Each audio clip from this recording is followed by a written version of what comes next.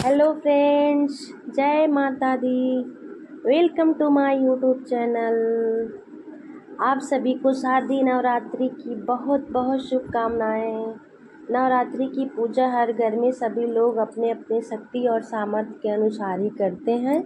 अगर आपके पास ज़्यादा समय नहीं है या आप बड़े लेवल पर पूजा नहीं कर सकते हैं, आप बाहर जॉब करते हैं, ऑफिस जाते हैं, कोई बिजनेस करते हैं, तब आप इस पूजा को कैसे संपन्न करेंगे, कम सामान में, और कैसे आप माता रानी को प्रसन्न करेंगे। आज के वीडियो में मैं आप लोगों को बहुत ही सरल और सादा तरीके से पूजा करके दिखाने जा रही हूँ। तो चलिए देखिए हम पूजा कैसे करेंगे। नवरात्रि के दिन सुबह में जल्दी उठकर सबसे पहले मंदिर की साफ सफाई कर लें, फिर नित्य पूजा कर लीजिए। इसके बाद हम अलग से एक चौकी लेंगे और चाहे तो आप ये पूजा अपने घर के मंदिर में भी कर सकते हैं। तो देखिए माता रानी की ये जो लाल रंग का कपड़ा होता है वो माता रानी को बहुत प्रिय होता है। तो यहाँ पर मैंने एक चौकी लगा दी और उसके ऊपर लाल रंग का आसन भी बिछा दिया। तो इसके बाद चावल का आसन देकर माता रानी का तस्वीर स्थापित करेंगे और उसके ऊपर माता रानी का फोटो या मूर्ति जो भी है उसे स्थापना करेंगे। इसके बाद प्रथम पूजनीय श्री गणेश भगवान जी को भी यहाँ विराजमान कर देंगे। अगर आपके पास आसन नहीं है तो भी चावल का आसन लेकर श्री गणेश भगवान जी को स्थापित कर सकते हैं। इस पूजा में कलश बहुत ही विशेष महत्वपूर्ण रखता है, लेकिन यहाँ पर हम बड़े लेवल पर पूजा नहीं कर रहे हैं तो यहाँ पर सूक्ष्म कलश की स्थापना करूँगी। एक कलश में जल भर लीजिए और उसके अंदर हल्दी की एक गांठ, 1 रुपये का सिक्का, थोड़ी सी कुमकुम और दुर्वा घास डाल करके आप इस कलश को स्थापित कर लेंगे। कलश के कंठ पर मौली धागा बांध लेंगे और इसके ऊपर एक स्वास्तिक बना लेंगे और इसके ऊपर में चावल का पात्र रख करके इसके ऊपर आप 1 रुपये का सिक्का रख दीजिए। इस तरह से यह हमारा सूक्ष्म कलश स्थापित हो चुका है। ये जो कलश है पूरे 9 दिन तक इसी तरह से रखा रहेगा। इस कलश को बिल्कुल भी हिलाना डुलाना नहीं है। अगर आपके पास श्री गणेश जी नहीं है तो आप सुपारी को रखकर भी पूजन कर सकती हैं। इसमें कोई भी परेशानी की बात नहीं है। इसके बाद धूप और दीप प्रज्वलित करेंगे क्योंकि यही दीपक हमारे भी पूजा का साक्षी बनेगा। इसके बाद में इस तरीके से हम माता रानी की चौकी सजा लेंगे। इसके बाद हम 1 लोटा जल लेंगे। सबसे पहले हम श्री गणेश जी को स्नान कराएंगे। स्नान का भाव रखते हुए 2 से 3 बार हम इस तरह से जल को छींटा दे देंगे। आप फूल या कुछ घास से भी छींटा दे सकते हैं।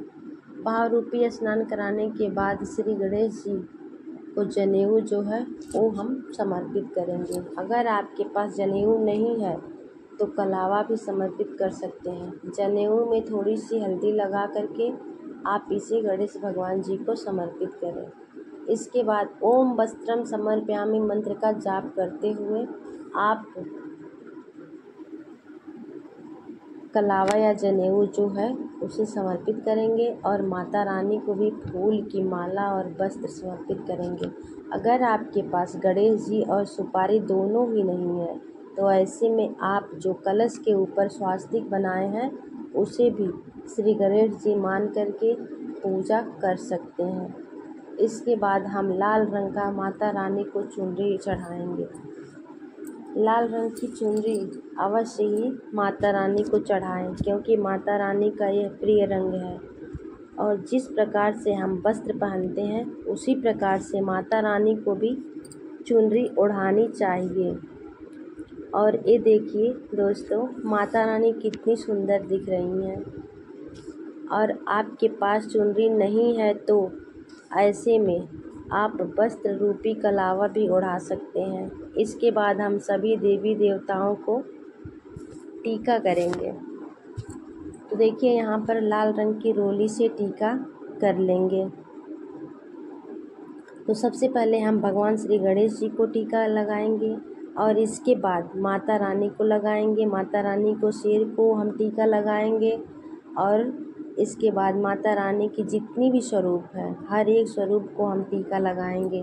अगर आपके पास भगवान शिव की भी उसमें मूर्ति है तो आप उन्हें भी चंदन का टीका लगाइए। इसके बाद में हम गणेश जी का लाल फूल और साथ में ही दुर्वा घास हल्दी समर्पित करेंगे।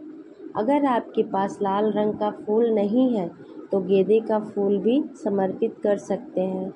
गेंदे का पुष्प हर एक देवी देवताओं को चढ़ाया जाता है। अगर आपके पास फूल नहीं है तो बिना फूल के भी पूजा कर सकते हैं। इसके बाद देखिए लौंग और बतासे का भोग लगाना बहुत ज़्यादा आवश्यक है। अगर आपके पास में पान का पत्ता है तो इसके ऊपर आप 2 लौंग, 1 बतासा, 1 इलायची रखकर माता रानी को भोग चढ़ाएं। अगर नहीं है तो आप एक छोटी सी कटोरी में लड्डू का भोग लगा सकते हैं। नैवेद्य यानी कि केला या जो भी फल फ्रूट्स है आप उसका भोग लगा सकते हैं।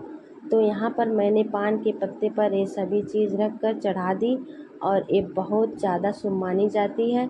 रोज़ 1 पान का पत्ता चढ़ा सकते हैं। अगर आपके पास समय कम है, आप ऑफिस वगैरह जाते हैं तो आप एक कटोरी में मेवा, ड्राई फ्रूट्स या कोई भी एक फल की व्यवस्था करके रखिए। सुबह के समय में आप ऑफिस जाने से पहले कोई एक भोग लगाकर जा सकते हैं। साथ ही में थोड़ा सा जल का भोग भी ज़रूर लगाइए। सुबह के समय में आप ऐसे ही पूजा कर सकते हैं और शाम के समय में जब आप ऑफिस से घर आ जाएं तो खीर, पूड़ी या जो कोई भी चीज़ आपने बनाई है उसे चढ़ा सकते हैं और साथ में ही सुहाग की चीज़ भी चढ़ा सकते हैं। अगर आप शादीशुदा हैं तो पूरे 9 दिन में किसी भी दिन आप माता रानी को सुहाग का चीज़ चढ़ा सकती हैं। इसके बाद मैंने माँ की कुछ दक्षिणा स्वरूप कुछ दक्षिणा चढ़ाएंगे। दक्षिणा किसी भी दिन चढ़ा सकते हैं या नवरात्रि के पहले दिन दक्षिणा चढ़ा सकते हैं या अष्टमी या नवमी के दिन दक्षिणा चढ़ा दें। हाथ जोड़कर माता रानी से अपनी मनोकामना पूर्ण की प्रार्थना करनी चाहिए। अपने मन के भाव को व्यक्त करनी चाहिए। अपनी इच्छा को माता रानी से व्यक्त करें और इसके बाद माता रानी के सामने एक सूक्ष्म हवन करें। अगर आपके पास ज़्यादा सामान नहीं है तो कपूर जलाकर हवन कर सकते हैं।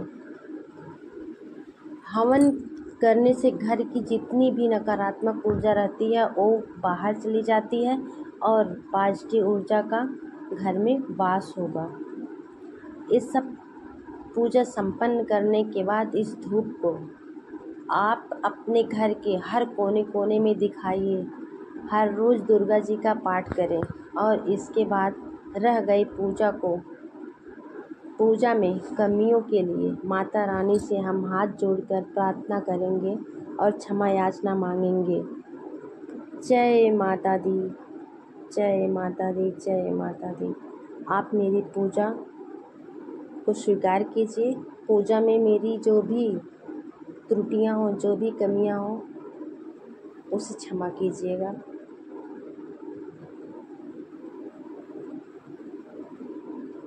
जय माता दी, जय माता दी, जय माता दी।